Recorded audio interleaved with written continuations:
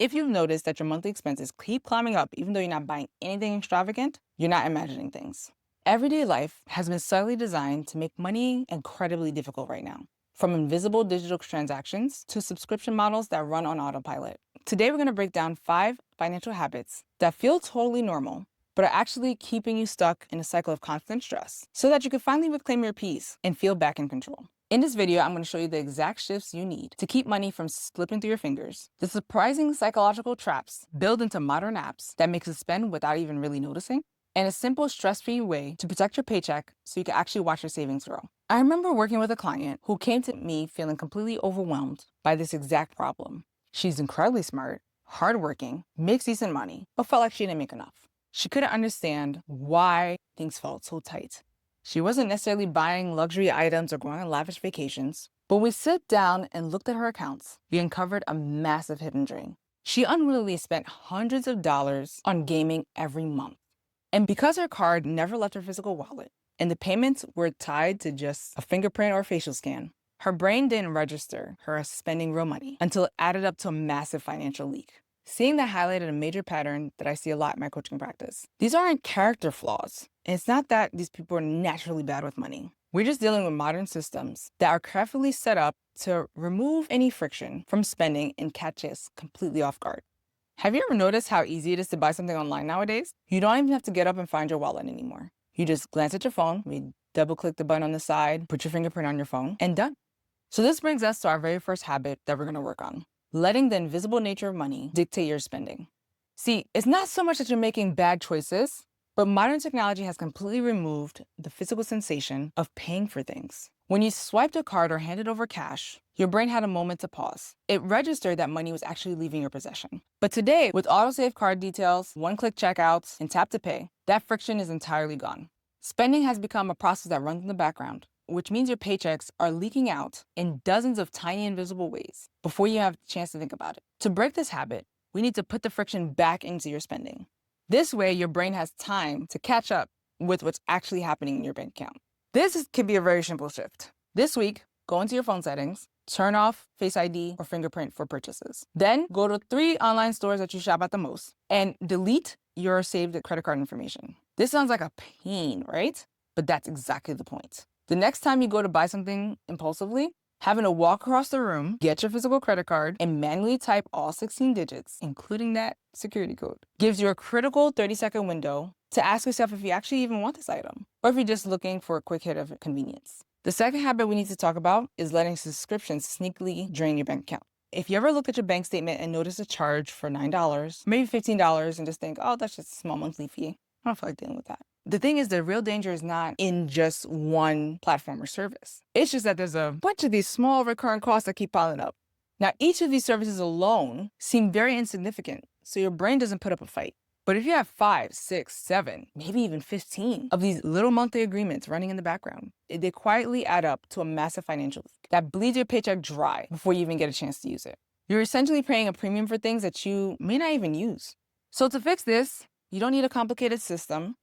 There are apps actually that are really good at this, like Rocket Money, or if you use Monarch Money, which is the financial app that I use, they actually tell you what your subscriptions are. But if you want to do this on your own, take 10 minutes to open up your banking app and look through the last 30 days of transactions. Look specifically for those charges that you know happen every month. As you find each one, ask yourself this question: have I actually used this in the last 30 days? If the answer is no, go ahead and cancel that sucker right there. By making this a quick, repeatable routine, you instantly cut out the background noise and make sure that your hard-earned income stays where it belongs, in your hands. The third habit to break is fall into the trap of lifestyle creep.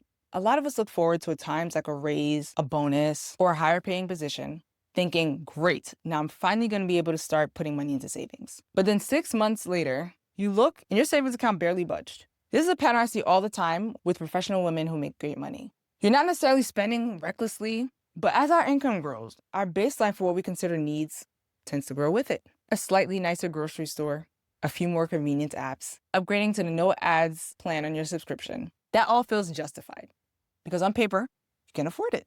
But when your spending automatically stretches to fit your new salary, you end up with your savings stagnant and working harder and harder just to maintain a baseline that keeps you feeling like you're living paycheck to paycheck. So to break the cycle, you need to pay yourself first. Now, what does that even mean? Instead of waiting to the end of the month to save what's left of your paycheck, because we know there's not usually a lot left over, if at all, you want to make your savings completely non-negotiable. The very next time you get paid, I want you to set up an automatic transfer that moves a specific amount into a separate account the same day your check hits. By moving the money over before you get a chance to see it, you force your daily life to fit into what's left. This allows for your savings to grow and your spending to stay in check. And you don't even have to think about your savings because you know what's happening. The fourth habit we're going to address is what happens when we're feeling completely overwhelmed in life, and that's emotional spending. If you ever had an incredibly stressful day at work, feeling completely burnt out, and find yourself lying on the couch scrolling through shopping apps, suddenly you're buying things you don't even need, almost like a reflex. This happens a lot when we feel a lack of control over the world around us. When the future feels heavy or uncertain, our brains naturally crave a quick win. We turn to instant gratification, using consumption to feel a tiny spark of control and comfort right now. But once that quick hit of relief fades, this just leaves you with a smaller bank balance and the exact same heavy feeling that you started with. So to break this habit, we have to adjust how we measure success and give our brains a bit of breathing room. One thing you could do is shift our focus away from massive financial milestones that feel light years away and instead focus on celebrating small, repeatable actions. Give yourself credit for consistently protecting your emergency fund or setting aside a little bit of money for future travel goals. This does wonders for reducing your money anxiety. The second step is a 24-hour rule. The next time you feel the emotional urge to buy something, go ahead, add it to your cart, but don't hit checkout. Force yourself to close the app and wait a full 24 hours at minimum, maybe even 48. More often than not, when you open your phone the next day, the intense emotional spike would have passed, and you'll realize that you didn't really care about that item to begin with. The fifth habit we need to break is letting social media algorithms decide what your life should look like. You know, it's hard. You're scrolling through your feed and you see people with pristine, organized homes, fresh wardrobes, an incredibly curated lifestyle. And even though you know that's likely just a highlight reel, you feel this quiet pressure to go out and buy something to match that standard. This is a massive trap because modern platforms are designed specifically to trigger our natural fear of missing out. These algorithms are set up to learn you, your behaviors, your interests, and show things that prompt you to spend money to fix them. When you try to keep up with that algorithm, you wind up draining your paycheck on things that don't actually bring you joy, just to satisfy a temporary feeling of inadequacy. So to take back control, you need to put these things through a filter. This week, I want you to go through your social media accounts and look at who you're following. Go ahead and mute or unfollow a page that consistently make you feel like your life, your home, your wardrobe aren't enough.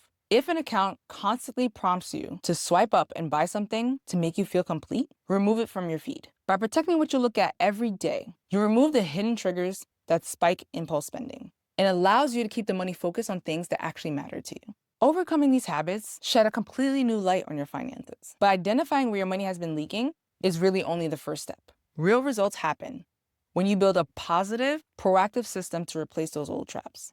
And that's exactly why I want to invite you to book your free financial roadmap call. During the call, we'll look at where you're getting stuck or blocked, and we'll talk about how things could be different with a plan for your paychecks that allow you to save consistently, pay off debt, spend guilt-free, and invest more intentionally, minus all the stress. Click right here to book a call, or click the first link in the description, and let's build a plan that finally works for your life.